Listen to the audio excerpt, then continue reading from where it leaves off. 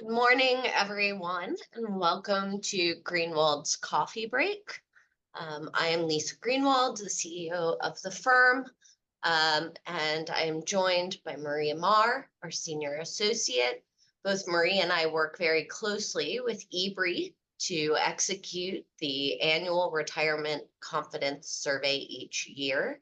And we're delighted to be sharing a few findings for you. And on the next slide, I'll just give you a little bit of background. This is the 34th year that the Retirement Confidence Survey has fielded. The survey includes a little over 2,500 Americans aged 25 and older. Those are split into workers and retirees. In recent years, we've been doing oversamples of key populations. This year, our oversample was military individuals, active and veterans, and a paper from eBree, an issue brief focusing on that military oversample, will be coming out shortly.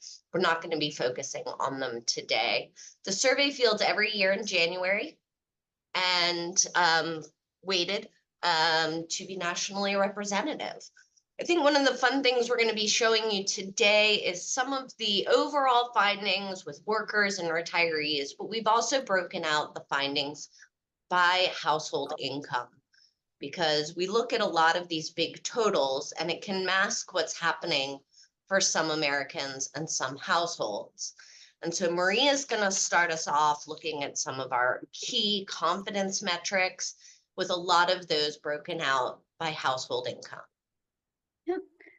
So for RCS, we like to take worker and retiree confidence and break them apart so that we can see how each group is feeling. And on this slide, we're specifically looking at worker confidence and if they will have enough money to live comfortably throughout retirement. And we're seeing about 7 in 10 workers are at least somewhat confident. And this is a slight but not significant increase from last year.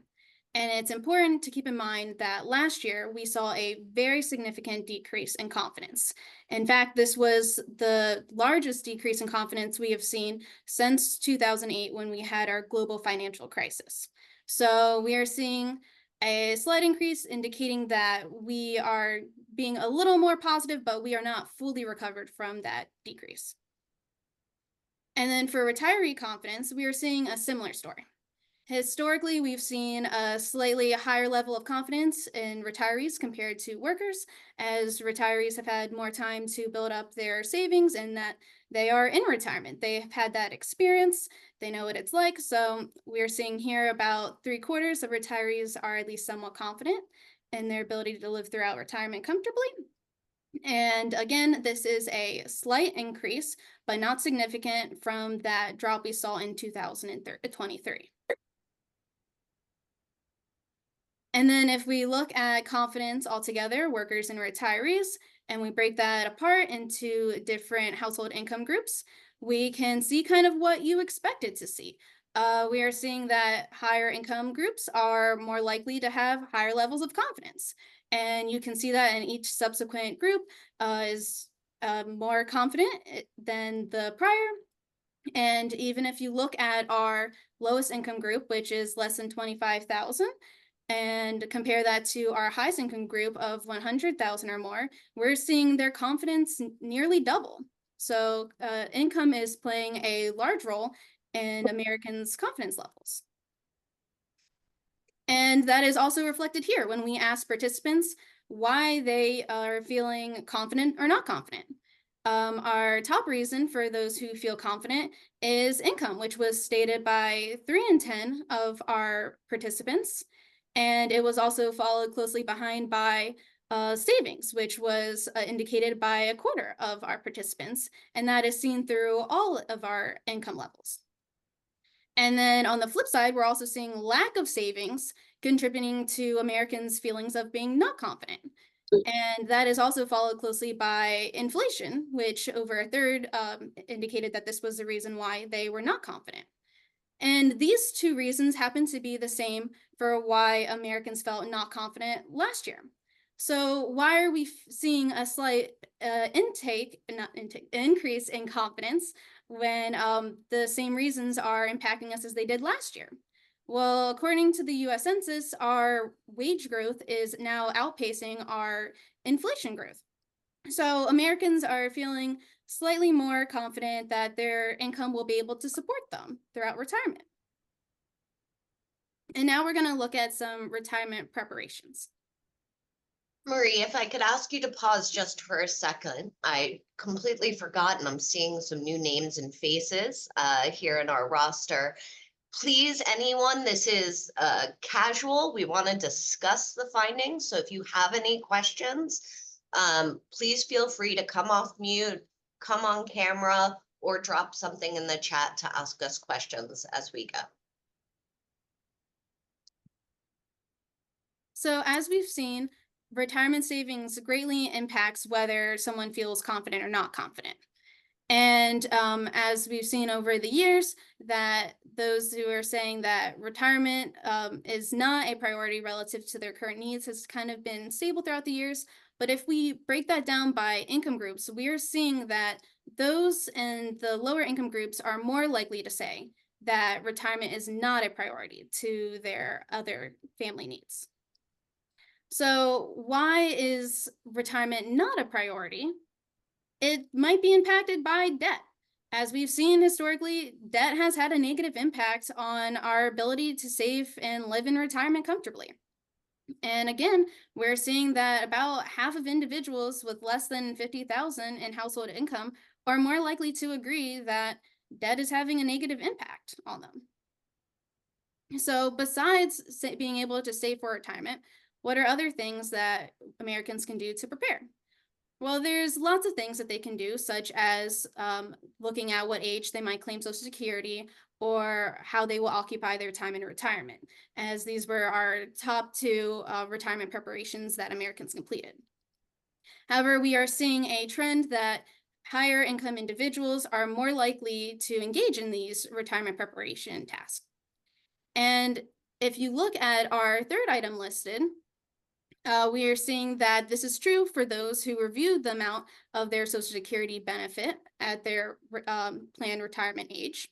And this is interesting because doing so is free and accessible to anyone at any income level. So it's interesting to see that those with higher income levels are more likely to do this. And it makes you realize that there are other variables at play as well, as those with higher incomes are more likely to have access to different retirement resources, such as having a financial advisor. In fact, 43% of those who have 50,000 or more in household income are likely to work with an advisor, compared to just 15% of those who have 50,000 or less in household income. So if we look at some of the lesser performed tasks, we also see that this trend continues, that higher income individuals are more likely to complete these preparation activities. However, the gap widens even further. At a minimum, we're seeing that half or more of those with our highest income group, which is 100,000 or more, to perform any one of these tasks. And that's 3 times as much as our lowest income group with less than 25,000. And it goes to show you that, higher income groups have, better access to financial education and resources, and that increases their awareness of the importance and complexity of these retirement planning tasks, and it enables them to perform them. And now I'm going to hand it over to Lisa, who she's going to walk you through another very important retirement preparation task.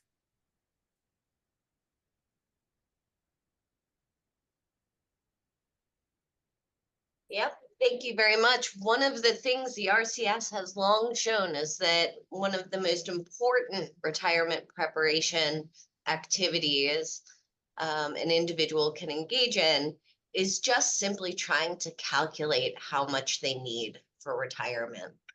And while we are slowly seeing those numbers creep up over time, it sits at just 52% of workers and 52% of retirees who even attempt the calculation. And we know even the attempt, regardless of the outcome, is correlated with higher confidence and a lot of other higher positive metrics that the RCS captures. There's a very big income difference here, ranging from 18% for the households with less than $25,000 to 65%, nearly 2/3. And this is another one where I fear our message, the industry's message, has been lost, because a simple Google search will give you access to free retirement calculators. This doesn't require a financial advisor. This is something that anyone could do. And so I think what we see here is not a reflection of a lack of resources, but more that prioritization. That retirement just isn't a priority at the lower income levels the same way it is at the higher income levels. The attention and the focus isn't there as they struggle to make ends meet and manage debt. So on the next slide, we asked for the first time in a very long time, what action was taken as a result of the calculation attempted? At a top line level, about half say they started to save more. And that's followed by 28% saying that they took steps to reduce their debt. The order of these varies a little by income level. So at under 25%, they come in exactly that order, right? I started to save more and I reduced my debt. At the 25 to 49,000 level, we see debt comes first, then saving more. And there's an interesting one there in the purple bar on the right side of the chart. You can see it popping out. The 25 to 49K, they also were especially likely to say they were going to work longer. They decided to work longer. At the 50 to 99,000 level, we see savings far and above the next activity or step taken, which was reducing debt. And at 100K plus, it's a lot more dispersed. So you see the 48% who started to save more. You also see at the bottom right, 25% who decided to do nothing. And then really a lot of ties, right? 24 to 22% reducing debt, looking for other ways to save, enrolling in a workplace retirement savings plan, changing their investment mix, right? It's a lot more diversified in the steps or the actions taken after doing a retirement savings calculation. On the next slide, we're looking at the share who tell us that they have ever saved for retirement, right? Our dark green bar is those saying they are currently saving for retirement. The light green is I've saved in the past, but not currently. And while it is wonderful to say 73% of all Americans have saved for retirement, the income breakdown tells us a very different story. And really, if you look at the under 50K groups, 33% and just over half having saved is really where our time and attention probably needs to be. So on the next slide, we looked at an imperfect but decent proxy for whether or not Americans were reaching their retirement savings goals. So we looked at the results of how much did your calculation say you were going to need versus their current assets. And based on that, we can see that overall 3 in 10 Americans have met or exceeded what that retirement calculation told them they were going to need.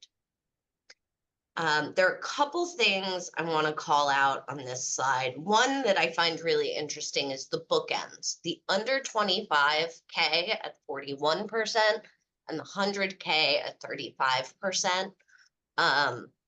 They pop up a little. The 41% is in fact statistically significant and different than some of the others. But these two groups were closer to reaching their goals. It's most counterintuitive at the under 25 level but what we saw was they calculated they needed less, right? And so they're actually getting a little closer to the lower calculation that they had in mind.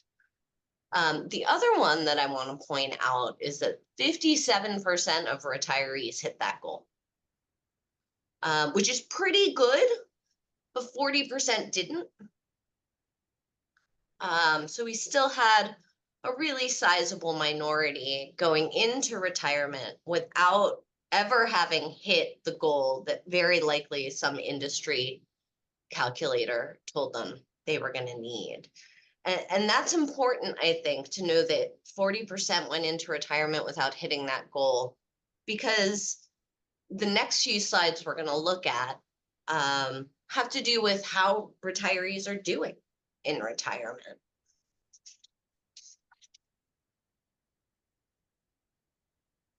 And if you look at that light green bar, they're doing okay, right? We have 78% of retirees who say they're able to spend how they want within reason.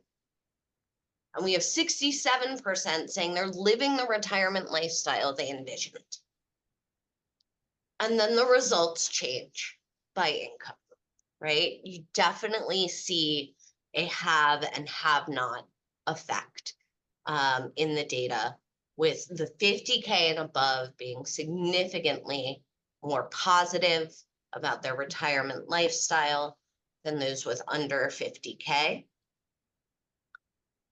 But really, I'll point out that the under 25Ks at 40% are the only group where a majority is not living the retirement lifestyle they envisioned, right? So that's the important group there, I think. And I know we talk a lot in retirement income about the desire to leave a legacy. And interestingly enough, that's pretty prevalent at almost all income levels, including the lowest income level. So call that out as well. You know, one of the issues impacting the under 50Ks is on the next slide. They're experiencing higher than expected overall expenses. Can we pull up the next slide? Don't mind. There we go. And Lisa? it's especially pronounced for the under 50K and the overall, the health and the housing. Right, that's where we see statistically significant differences. Our higher income folks, higher meaning anyone 25K or higher, is more likely to note that they are paying higher than expected taxes. But certainly the expenses are hitting our lower income groups a lot harder and on core items, right? Health and housing. On the next slide, we have another question on finding around how retirees are feeling about their retirement lifestyle. Here we ask them if it is better, the same, or worse than they expected. The share that said it's better than expected rose to 30% this year. So a little bit of an upswing on the whole. But again, here on the right, a tale of two groups, really, almost the exact inverse of each other. You have 43% of 100K or more saying it's better than expected. You have 39% of the 25K or less saying it's worse than expected. And the numbers are near mirrors of each other, right? If you look at those 11%, only 11% of our lowest income group is having a better than expected retirement. Only 11% of our highest income group is having a worse retirement than expected.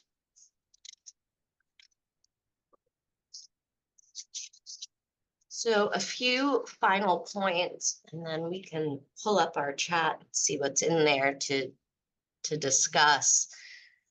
Just there's no doubt income or any measure of financial health or resources is going to be correlated to higher confidence. Our higher income folks are more likely to engage in preparation activities. They save more, they're more confident. And our lower income is really not living the retirement that they envisioned once retired, and is really lagging in savings in many ways. And that's a really important group to focus on. That under 50K is a critical group to focus efforts on. But I also want to remind everyone of those top line numbers, right? And remember that most retirees are doing okay. There are subsegments of the population that need our attention. So the majority are telling us that they're doing okay. So I'm going to open up the chat, or anyone can just pop on screen if you want to just ask your question. Do that. Okay.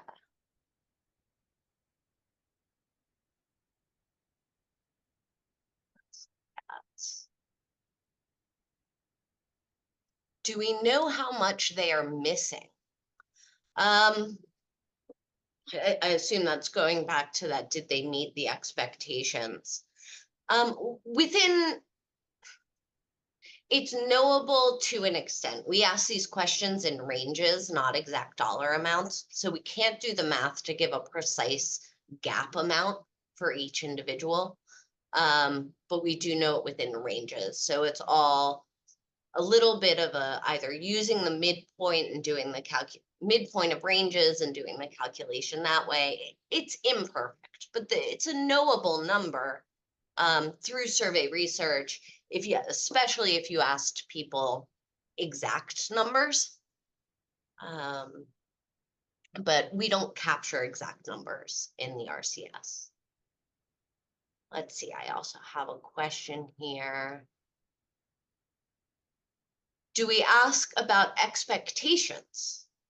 What they expected and why? No, we let that be relative. And I suppose to an extent, Marie, right, the question wording has some things in it that we left very deliberately during, post-pandemic about time with family, volunteering. Like we wanted them to think about the holistic lifestyle, all the things they might have hoped to do in retirement, but we didn't ask them their unique expectations. There's another question. Did they expect Social Security would replace more of their pre-retirement income? Marie, what's the exact number? We don't ask about replacement ratio, but certainly we know how many. 90% expect Social Security to be a major or minor source of income. Yeah, I would in say that was about retirement. 90%. Yep. And if I were a betting woman, though I haven't looked at it in some time, I'd say the share who thinks Social Security is going to be a major source of income probably decreases as income rises. Do we have any questions about whether they left employment prematurely due to job elimination? Marie, any thoughts? We had a question where we asked them why they retired earlier than they planned to. And one of our items said a change in employment status. So we did get a little bit at that. I think we know roughly from RCS, and I know there's some longtime sponsors here who can probably quote these numbers as well as we can. I think it's roughly 40% of retirees who exited the workforce earlier than they planned. And oftentimes it is a reason sort of out of their control, health, disability. But as Marie was just alluding to, there are some reasons that have to do with employment, early retirement package, sort of feelings of forced out, things like that. um, that contribute to that as well.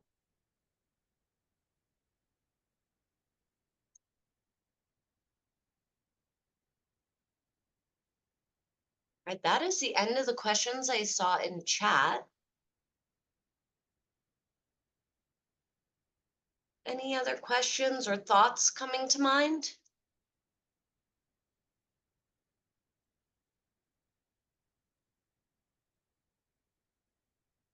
Right.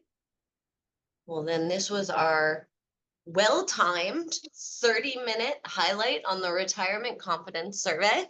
You can find a lot more on our website, on eBree's website. We post stuff on LinkedIn. We now also have a whole hub with all of our coffee breaks for your viewing pleasure. You can share those with colleagues as well. Actually, it's a late breaking, I guess, more comment than anything else. One thing that might be interesting is how many of those people had an employer plan at some point versus not, because I think those are really low incomes. And if you didn't have an I'm just wondering if there's, I guess you could have an employer plan, you could leave it there and not take the money out. So it's sort of, this gets back to income definition, but I'm just wondering if the people who had employer plans were a lot better, ones were a lot better off. Yeah, I mean, that there's it been so should much work out press that way. about the what? Yeah, it should work out that way, right? Because we know if you look at the data in the columns, anyone with a plan tends to have more positive responses and attitudes and outcomes. But I would imagine at our lower income group, those respondents or maybe don't have plans, and we could do a nested Yeah, there's just crosstab been a and lot look of at press that. about, are plans not worth it for lower income people? And I don't know, that's still hard to get at with this exactly, because you don't know what their income was before they had, whether they'd have the plan or like their pre-retirement income. But it just strikes me as, I'm wondering if there's a divide there between people who had plans and not, and Yeah. maybe the plan really was helpful, so. I mean, correlation, not causation, right? I mean, we know people right. who have plans say far more positive things through the RCS. Right. Okay. All right. Well, thank Certainly, you. this would not suggest to me that the retirement system is failing Americans. Our retirees are doing okay, Right. right? I mean, lower income has problems. Lower income has a lot of problems well beyond saving for retirement. Right. Um, Yeah. so Okay. Thank you. you're quite welcome.